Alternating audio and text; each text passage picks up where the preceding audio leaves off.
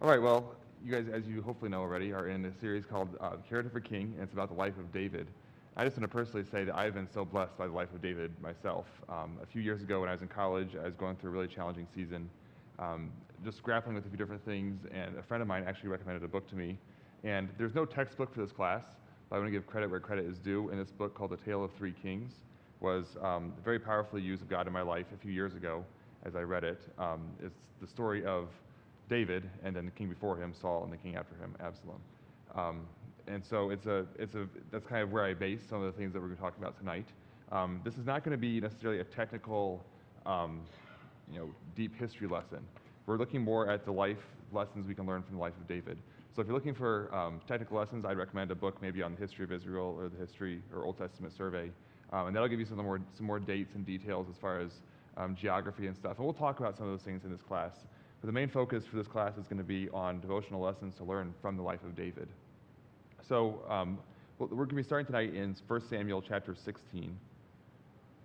1 Samuel chapter 16. And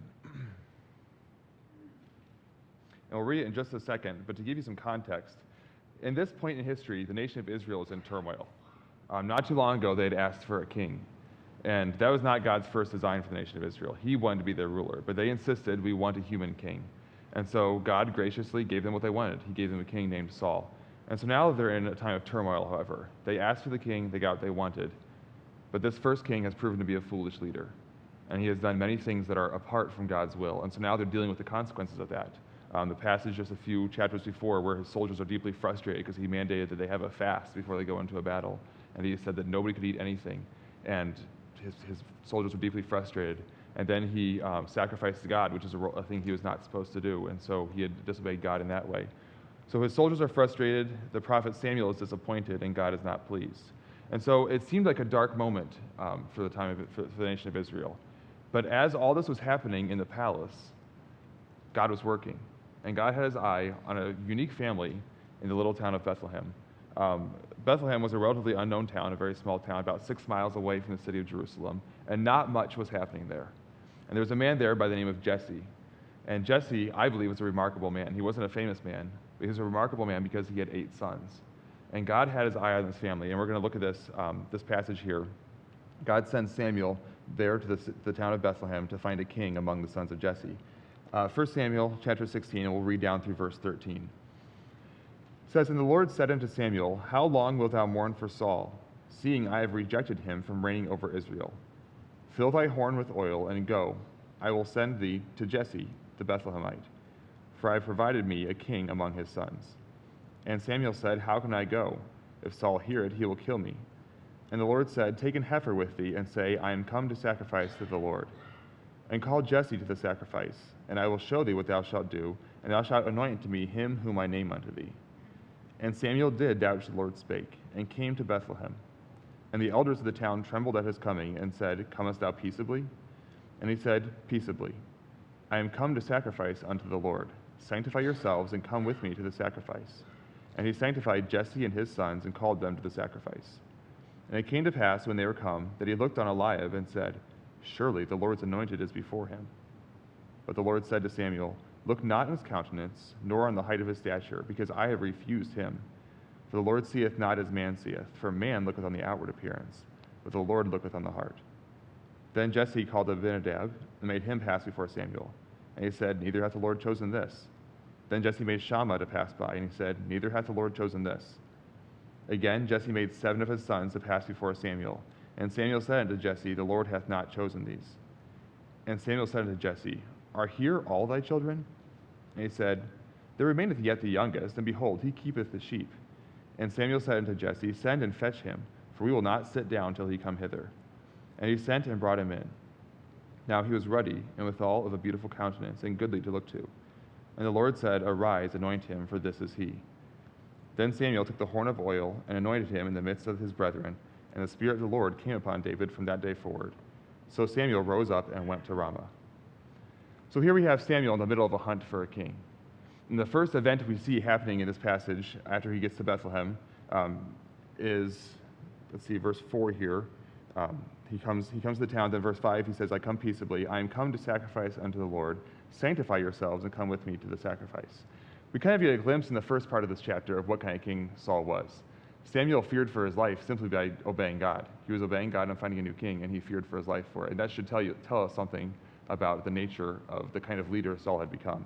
And so now here he is in Bethlehem, and the first thing he wants to do when he gets to town is he tells the people to sanctify yourselves. This was simply a time of preparing their hearts, and Samuel was encouraging these people to prepare their hearts. This is simply the act, if you look at what it meant in this context, in this culture, to sanctify yourselves. They would simply wash themselves, put on clean clothing, and then set aside some time to reflect on who God was and what God had done for them and what God was going to do. And so he's telling them to come aside from all the busyness of their life and to do this. Samuel was not approaching this task lightly. He came into town knowing that the king is here. He's somewhere in this town. He's among the sons of Jesse. But Samuel still didn't know who it was. And so he approaches this very seriously and says, I need to know the mind of God here, and we all need to know the mind of God here. He called those around him to turn themselves to God in anticipation of his direction. You know, this shows us an amazing model for seeking God's will. I know many of us, maybe when we were young people, or maybe even now, have thought, how can I know clearly God's will? And I remember when I was in high school just wishing someone would come to my church and just preach, here's God's will for you. Because it would have made it so much easier, right? If someone just sat down with us and said, this is what God's will is going to be for the rest of your life. But God doesn't work that way. How he does work is as we see it in this passage here. There's a model here. Whenever Samuel set the people aside to sanctify them, he was doing three things. First, he was saying, God is ready to show us his will. The first step here in finding God's will is expecting that God is even more ready to show you his will than we are to see it. You think you're desperate to know God's will? God is even more eager and more willing to show you his will. So whenever we come to him seeking his will, that's an encouraging way to start, isn't it? Knowing that God is even more ready to show me his will than I am to hear it. So he started with that principle, God's ready to show us his will. And then the second thing he did here was he encouraged the people to quiet their heart and turn their attention towards God. So the first step is God is prepared to show me his will. The second step is I am prepared to hear God's will.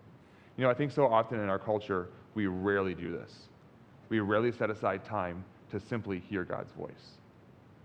Think about all the noise that surrounds us from the moment we step out of our houses in the morning. The noise of traffic, the noise of phones, the noise of an office that you may work in or wherever your workplace is. We are surrounded by noise all the time. And so we are so used to it. Think about even the background music as you walk through the mall, for instance. There's always music going. No matter where you go, it seems like there is noise, there's filler, there's something going on. And so in our culture, we very rarely take time to sanctify ourselves to God. And I think sometimes we go to seek God's will, and we kind of struggle, and we're baffled about it because we never have taken that time to pull ourselves aside from the noise. And so what Samuel is doing here is a powerful model for us today. If Samuel needed to do it with these people who lived in an agrarian culture where all they did was work in the fields and take care of sheep, how much more do we have to do it in our day that's full of external noises? And so let's make that our first step. If we're going to seek God's will in any area, big or small, let's sanctify ourselves to the Lord. Let's come apart, recognize that first, God's willing to speak to us, and he wants to speak to us. Second, turn our hearts to him and quiet ourselves. And then the third thing is to take steps forward. There are practical things that Samuel had to do here to find the will of God. He had to talk to these different people. It wasn't like he was just going to sit there in the middle of the town and God was going to send the next king to him. He had to take practical steps. And so then we see the next thing happening here, and that's in verse 8. I'm sorry, let's actually back up to verse 6. He's examining the qualities of the young men here. It says, and it came to pass when they were come that he looked on Eliab and said, surely the Lord's anointed is before him. But the Lord said unto Samuel, look not on his countenance, nor on the height of his stature, because I have refused him. For the Lord seeth not as man seeth, for man looketh on the outward appearance, but the Lord looketh on the heart. Then Jesse called Abinadab and made him pass before Samuel, and he said, neither hath the Lord chosen this. Then Jesse made Shammah to pass by, and he said, neither hath the Lord chosen this. Again, Jesse made 7 of his sons to pass before Samuel, and Samuel said to Jesse, the Lord hath not chosen these. And so here's simply a practical thing that Samuel's doing. I've heard people spiritualize this and say that he was examining the spiritual qualities of these different men. We don't see that in the text. All we know is that he was standing there and seeing these men walk before him. And I think this is so amazing. I honestly wish we knew more about the life of Jesse. Because if you think about who Jesse was, he was the father of 8 men who at first glance, the most godly man in the land said, that's a king. What a high compliment. We know that God was going to choose any of the older brothers. However, from a human standpoint, Samuel, who was the spiritual leader of the land, walked into that man's home and said, all 7 of the men he saw at first, all 7 of these men could be the king of our land. I think that speaks highly of who Jesse was as a man. I think it speaks highly of who the young man's mom was. We don't even know her name. But it's amazing to me, and again, like I said, I wish I knew more about Jesse's life and about the way he raised his sons. But he raised up 8 sons that could have been kings. And so the first son passes before Samuel, and Samuel has seen enough. He says, "This is the king." But then look what God says. God says no. Why was that? You ever thought about that? I know I thought about it a lot, especially getting ready for the series. Some people have said, I've heard it preached before, that God said no to Eliab because he was a carnal, wicked man. He didn't have a heart for the Lord. I don't think that's what it was. Again, we don't see that in the text. And we have to be very, very careful to make sure that we're preaching what the text actually says, not just our idea of what would seem to preach well out of a text. So looking at the text, all we see is that God said no, he's not the man. What are some reasons God says no to what at first glance appears to be God's will? Well, I think God rejecting the older brothers does not mean that they aren't good men. It's just that they are not the men he had for the job. And so if we go back to the earlier premises that we talked about with Samuel seeking out the mind of God and coming to discern the will of God, he was coming into this not looking to please any person, not looking to please himself, not looking to even to please the people of Israel. He was coming into this looking to please God and to know God's will. And another principle about knowing God's will is recognizing that God has a specific place and a specific job for each one of us. There was a specific job for Eliab, right? It wasn't being king. And so it would have been second best for Eliab and second best for the nation if God had chosen, or if Samuel had chosen Eliab to be the king, because that wasn't the place God had for him. And so it's really no slight to Eliab or to any of the other brothers that God chose David. It's just a simple fact that God has a specific role for specific people, and we can trust him with that. Another thing that it seems that God saw here was look at verse, let's see here. Verse 7, "But the Lord said unto Samuel, Look not in his countenance or in the height of his stature, because I have refused him. For the Lord seeth not as man seeth, for man looketh on the outward appearance, but the Lord looketh on the heart." And so this is the essence of who God was looking for when he was looking for his next king. If any of you know the passages preceding this one, you know that whenever it came time to pick Saul, Saul was head and shoulders above the rest of the men in the nation of Israel. He was an impressive physical specimen. He was a powerful leader. It seemed like he had a very strong personality. And this time around, God is looking for someone who's a little bit different. He's not looking for someone who's an impressive physical specimen. He's not looking for somebody who's a dynamic, powerful leader.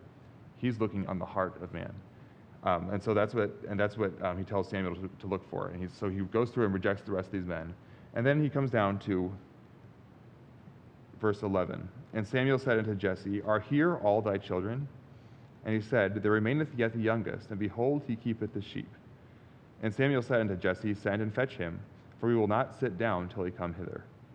So here we have the unlikely candidate. We have seen 7 young men who seemed like very likely candidates pass before Samuel. And now there's an unlikely candidate, and this is the person that God has had his eye on. First thing about his position, David was number 8 in the family. If you know anything about numerology, I don't place a ton of stock in numerology, but it is fascinating to see how sometimes the numbers add up in the Bible. And there are things we can see as patterns throughout Scripture of what different numbers mean.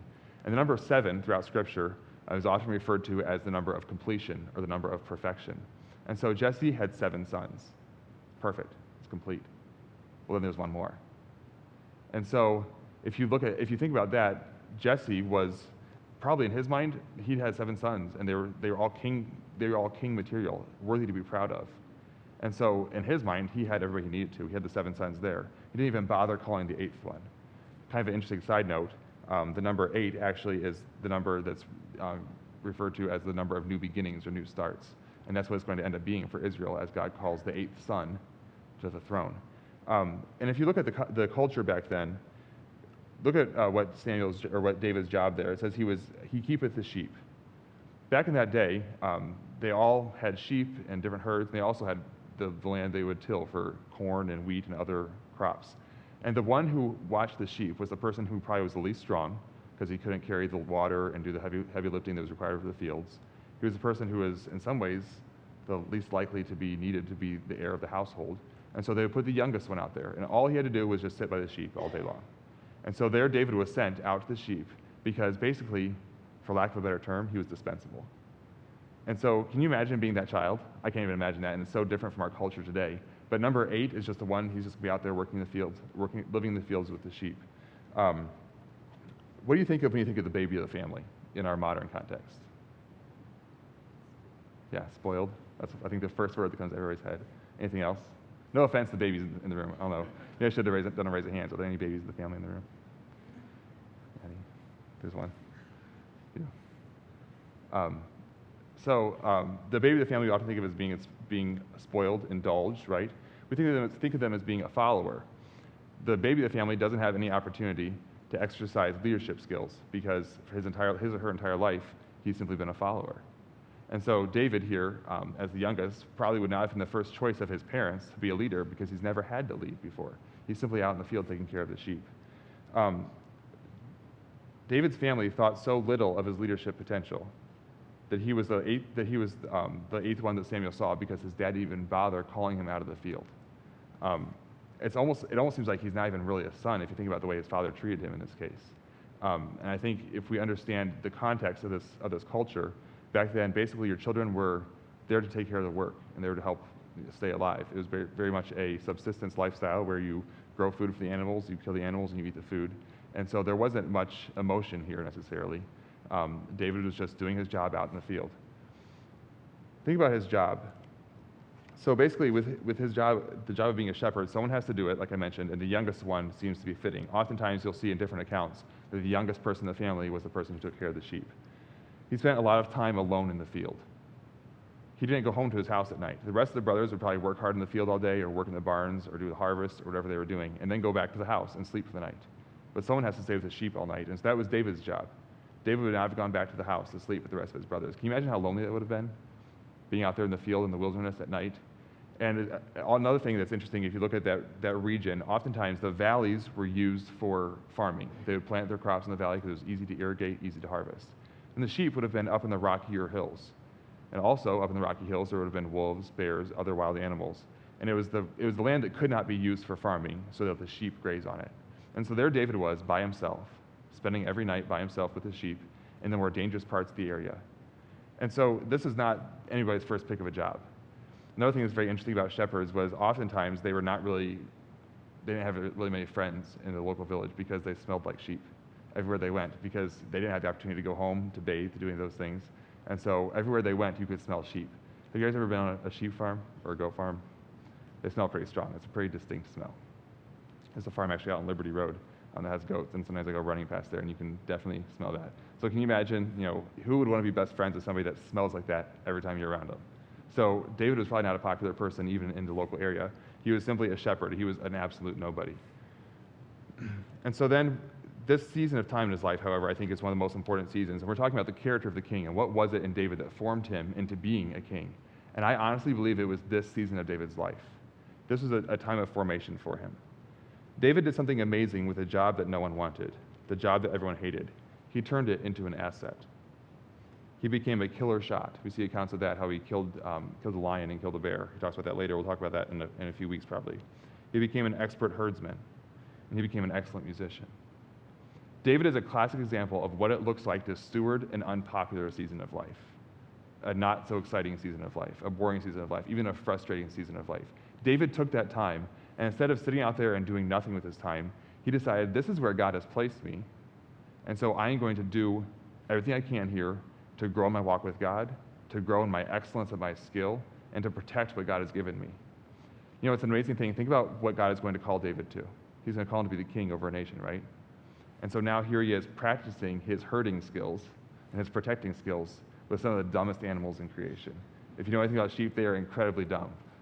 They literally will, if they roll over and lay on their back, they'll die. But they're not even smart enough to know to roll back on their stomachs. So oftentimes shepherds, I was talking to a guy in Ireland who had sheep, and every morning you have to check the pastures and make sure none of the sheep were laying on their back, because if they're laying on their back, they would die that day as the sun heated up. And so you have to go out in the fields and flip them back on their feet. They're such dumb creatures. And so here David is out taking care of these people. It's a boring job. It's a humiliating job. They're dumb creatures. But God is preparing in him some incredible people skills. Because sometimes have you ever dealt with those people that just blow your mind because they don't even seem to have common sense? I imagine this is the kind of people that David had to end up dealing with as a king. And so he uses this time to grow in his walk with God. Turn to Psalm chapter 23. As we go through this series, I hope to weave together some psalms that David wrote along with the season of life that he was going through. And we'll talk about the season he was in and then look at the psalm that he wrote. Tonight we're going to look at Psalm chapter 23. Psalm 23 is probably the most famous psalm in the whole book of Psalms. It says, "The Lord is my shepherd, I shall not want. He maketh me to lie down in green pastures. He leadeth me beside the still waters. He restoreth my soul. He leadeth me in the paths of righteousness for his name's sake. Yea, though I walk through the valley of the shadow of death, I will fear no evil, for thou art with me. Thy rod and thy staff, they comfort me. Thou preparest a table before me in the presence of mine enemies. Thou anointest my head with oil, my cup runneth over. Surely goodness and mercy shall follow me all the days of my life, and I will dwell in the house of the Lord forever." Many of us know the psalm. We probably even memorized it. I think if we've read it enough, especially those of us that have been in church for any length of time, it's become so familiar with us that we lose sight of who wrote it and how special this is. So now imagine back to David being on the lonely, wild hillsides at night, taking care of his sheep. And out there in the loneliness, imagine what he's feeling. I'm taking care of these sheep. I'm giving my life for these sheep, and nobody cares. I'm taking care of the sheep, nobody's taking care of me. I'm protecting the sheep, nobody's taking care of me. And then imagine a light bulb goes off in his head, and he thinks, wait a second, I am the shepherd of these sheep, and the Lord is my shepherd. And out of that flows this beautiful poem, "The Lord is my shepherd, I shall not want." And imagine in his heart as he thinks about all the things he does to take care of his sheep, all the normal, menial, humiliating tasks of a shepherd, and thinks, wait a second, that's what my Lord does for me. And what a powerful lesson for us today. Think about all the menial ways that maybe we have to serve other people. Maybe you're a mother, or maybe your job, you serve other people. And there's all these different ways you take care of other people, and it feels repetitive and frustrating and menial. And the amazing thing is that the Lord meets our needs in the same way and in a greater way than we meet the needs of those around us. And so David learned this powerful lesson as he's here by himself on the hillsides. He recognized that as he took care of sheep, he needed someone to take care of him. As he was a shepherd to his sheep, he realized that God was his shepherd. His life was consumed with caring for the sheep, and he recognized that God was even more preoccupied with meeting his needs than he was with meeting the needs of his sheep. What you do in the wilderness of your life determines what you will do on the thrones of your life. You know, if you think through the whole land of Israel at that time, if you think of anyone who was likely to be king, the last person you would have chosen is most likely David. We talked about his lowly position as a shepherd, his lowly position as the youngest of the big family, the small town of Bethlehem that really wasn't that significant. And so if anyone is going to be picked to be king, you're not going to think David. But the thing was, he was stewarding this season of life that God had placed in him. And he chose in the wilderness season of his life to trust God and to grow in the skills that God had given him, and to hone these different skills, and to hone his skills as a musician, hone his skills of protecting, hone his skills of hurting. And little did he know at that point that God was turning him into the man that would later be the king of Israel. In his fear, David recognized that God was his courage. In his loneliness, he recognized that God was his companion. In his vulnerability, God was his protector. And in the quietness, David chose to make a song. And that's a powerful example for us. Because some of us are in a season of our life where things aren't maybe moving as fast as we want them to be. Or maybe we have a dream that seems just further and further down the road every day, and we just wish we could get there. The amazing thing we can learn from David is that in the quietness of the season God has placed us in, we can respond with a song. Many of us know that God describes David as a man after my own heart. And I believe that the season of David's life that made him into a person that was focused on God was not his season on the throne. It was a season in the wilderness. It was a season of doing absolutely nothing that seemed important. It was a season of just being faithful and obeying his father, and faithful in doing the lowly task that was set before him. That's what turned David into a man after God's own heart. And so then, imagine David's surprise when in verses 12 and 13, they call him into the town. Let me get back over there myself. Back over to 1 Samuel. 1 Samuel chapter 16. And verses 12 and 13 says, "And he sent and brought him in. Now he was ruddy and withal of a beautiful countenance and goodly to look to. And the Lord said, Arise, anoint him, for this is he. Then Samuel took the horn of oil and anointed him in the midst of his brethren, and the Spirit of the Lord came upon David from that day forward. So Samuel rose up and went to Ramah." So now imagine this. I think sometimes, let's actually back up a second. I think sometimes whenever we're serving God, maybe in the season of wilderness, we maybe can fake that we're content, because we think maybe if God sees that I'm kind of content here, he'll move me to a throne. That thought was nowhere in David's mind. Because like I said, if anyone would have been the king of Israel, it would not have been this lowly person named David that nobody had heard of before. And so let's first do away with this idea that we can kind of fake contentment where we are, and then hopefully God will notice that we're being content, and then he'll raise us to a higher position. That's not how it works. We need to adopt the idea of David here of just being faithful and just walking with God. In David's mind, as he cultivated his walk with God, as he grew in his love for the Lord, as he grew in his obedience to the Lord, it had no end beyond just that. He wasn't sitting there doing it thinking, I'm going to do this so someday I'll be king.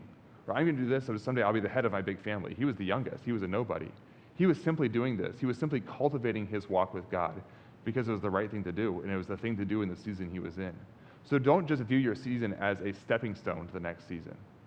Don't just view it as a season you have to kind of chafe through or grit your teeth through, then hopefully God will open the door into the next season. In the season you're in, truly learn contentment. Don't just fake contentment just so God sees you and raises you to a new position. Learn in this season that I can walk with God right here.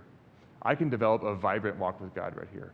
I can learn to fall in love with God and give him my heart and learn the heart of God in this season I'm in, even if nothing ever changes.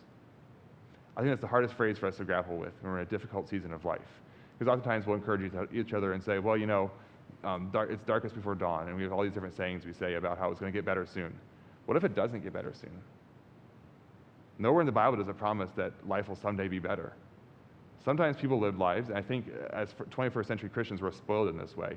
There are many Christians that lived before us who lived very difficult and dark lives. And I don't want to be doom and gloom here, but the fact is they lived dark and difficult lives with no hope of it ever changing. Some of them went to the death for their faith. And none of us are facing that. Yet in the same way, are we willing to be surrendered to God and be content with where God's called us to be and grow in our love for him, even if nothing ever changes? It can be a hard place to be and a hard season to live through. And it can be very difficult to come to that point where we're willing to say, I am content where God has placed me, even if it never changes. And that's genuinely where I believe David was. And so then imagine his surprise whenever he's called from the field to stand before the great prophet Samuel. We looked at those verses there, and it says that he came quickly from the field. If you think back to the first part of the chapter, we talked about the sanctification that Samuel did with Jesse and his sons. And it was a time of washing and putting on clean clothing. There was no time for that with David. He came straight in. He didn't have time to wash, and he was dirty and smelly from the sheep. But you know what was amazing to me? Even though all these other men had cleaned and dressed and gotten ready for this occasion, and David was dirty and smelly, God had been sanctifying David for years. And so, yes, these other men were able to sanctify themselves outwardly. They were able to get cleaned up and ready for this occasion. But David had something that could not be done overnight. David had an inner sanctification. He had to walk with God that only God could see. And that was what made him stick out to Samuel and stick out to God. Samuel has just reviewed Jesse's impressive sons, and now the baby of the family stands in front of him. He sees a red-headed boy. If you look at the passage there, verse 12, it says, now he was ruddy. That means he was red-headed, and with all of a beautiful countenance. Basically, that's just saying he was a cute little boy. And so it's basically like, here's all these strong men that are ready to be the king of Israel, and now here's David, the runt of the litter, the smallest person in the family, the cute little boy, okay? It's not necessarily a compliment to say he was of a beautiful countenance. It's basically kind of putting him down. And he was goodly to look to, which is kind of the same idea. And so here's this little boy now standing in front of Samuel and standing in front of the rest of his brothers. Can you imagine what his brothers were thinking at that point? And again, this is just speculation. But in their mind, he's always been the little brother, right? I have a younger brother who's 12, and in my mind, he's the little brother. And I went home a few weeks ago, and his voice is starting to change. And it really was kind of crazy to me. I was like, wait a second, he's growing up. He's not a little boy anymore. Because in my mind, he's still Nathan, that tall. But now he's Nathan, about this tall, and his voice is changing. And so it's hard for us sometimes to see the adult and someone that we've known as a baby. And so I imagine it's that way for Jesse and for his brothers. They're looking at David and saying, why do we even bother calling him? Look at him. He's dirty. He's smelly from the field. There's no way this is king material. And even if they didn't have a mean spirit about it, it's just simply the fact. It's hard to look at somebody you grew up with and they were your baby sibling and think, yeah, they're going to be a king. That's just hard to even wrap your head around, right? And so now here he is in this context, and David is obscure and the last person on everyone's mind, yet God chooses him. This moment, where they're all standing in the house of Jesse, was not the moment of selection, however. God had already noticed this obscure young man and said, that's my kind of king. That happened back in 1 Samuel chapter 13, verse 14. We'll just look at that for a second. 1 Samuel 13, 14. It says, "But now thy kingdom shall not continue." This is the Lord talking through Samuel to Saul. Or I'm sorry, this is Samuel talking to Saul. He says, "But now thy kingdom shall not continue. The Lord hath sought him a man after his own heart, and the Lord hath commanded him to be captain over his people, because thou hast not kept that which the Lord commanded thee." That's amazing to me. Here we are, several chapters before the actual choosing of David, yet God has already scouted him out. I can imagine God looking over the entire nation of Israel, scanning all the families of Israel. I'm sure there are many godly people, many people that love the Lord in the nation of Israel, and he's looking over all of them, and yet he settles on this little man, this little boy named David that nobody knows about. That is absolutely remarkable to me. Everyone in the house that day knew David as a sunburned and red-headed, smelly little boy. He was insecure.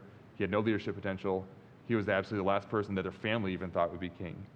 But God showed Samuel a different David. He showed him a David that was secure in his relationship with God. And he showed him a David that was focused on God. You see, that's what David had that nobody else in the family had. And again, the Bible does not speak negatively necessarily about any of these other men. Yet what David had that they did not have, apparently, was a secure focus on God.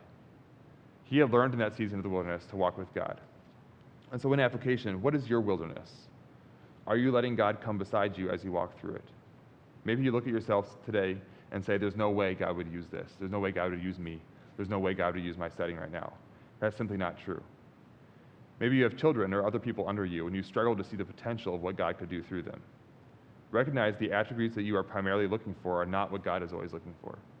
Sometimes if God's placed us in a position of leadership, we can look at someone under us and say, you know what, I really don't see potential in them for being a leader or for doing much for God.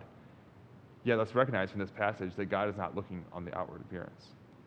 If you looked physically at who Saul was, and then if you looked physically at who his successor, David, was, you would immediately say Saul's going to be the better king. He's bigger, he's stronger, he's more of a dynamic personality. You would not look at David and think he's going to be king. Yet God saw something that was so different about David that Saul was the man that Samuel and the people chose. Yet David was the man that God chose. And so as God's called us to positions of leadership, maybe God's put you in a place to encourage your children or encourage people in your workplace. Let's be someone who calls out of them the heart for God. Let's be the person that looks at them and says, you know what, I can see how you're following God in this way, and God's going to use that. So that's one lesson to learn from this. Another lesson to learn from this is to recognize that even if you don't have everything that someone else had, maybe you don't have the family background that someone else had, maybe you don't have a well-known last name, maybe you don't have all the strength of somebody else, or maybe you're not as young as you once were. No matter what your age, no matter what life stage you're in, no matter what family you're from, no matter what you feel are your personal handicaps, God is big enough to use you because he sees your heart. And so if you today choose to start that sanctification process, if you today decide, I'm going to walk with God, I'm going to truly be content in the season he's placed me in, not looking for the next season, I'm truly going to walk with him and choose to focus my heart on him in this season of life, God can do incredible things with you, bigger than you could even imagine or those around you can imagine. I think it's so amazing that one of the best descriptions of David was he was a man that was after God's own heart. Can you imagine coming to the end of your life and having that said about you, that you're a man after God's own heart? That the first thing people think about when they hear your name is, oh yeah, he followed God. I can think of no greater honor. And that started back in the fields. In these next few weeks, we'll go through different aspects of David's life, and we'll see how he responded to different circumstances around him, some of the hard things that happened to him, some of the good things that happened to him, some of the temptations that he faced. And so we'll see kind of how his character unfolds. But I believe the foundation of David's character was what we just looked at tonight, and it's what he did in the season in the wilderness. And so it's our choice to decide what we're going to do with the season in the wilderness. Excuse me. So God's heart has always been for the lesser known, the menial, and the marginalized. 1,000 years later, the same town of Bethlehem, God showed up to the same menial, marginalized group of people. He showed up to the group of shepherds. I think that's so amazing that they're in that same geography where David roamed the hills taking care of his sheep. God chose to show up on those very same hills and announce the most incredible moment in history, and that was the birth of his son, Jesus Christ. Isn't that amazing to think of? That God has always had that heart, whether he's searching for a king or he's searching for people to go worship his newborn son. He wants us, no matter how menial or marginalized we feel like we are. God has been for thousands of years looking for the menial and marginalized people, and he's looking for us today to simply worship him and to walk with him. This time around, 1,000 years later, God used them to announce the birth of the Good Shepherd. And so we see these themes of shepherd and the distant people and the marginalized people woven all throughout Scripture because that's who God chooses to use. And that's a powerful lesson, I believe, for us today. Let's go ahead and close in prayer. Heavenly Father, we thank you for the life of David and for how you're going to use him in our weeks, in our life this next few weeks. Lord, I pray that we would learn from this week to walk with you, even in a dark season of life, even a marginalized season of life. And God, I pray that we would truly be content with where you've placed us. I pray our focus would not be on the season of life we're in, but our focus would be on walking with you in this season. And we ask these things in Jesus' name. Amen.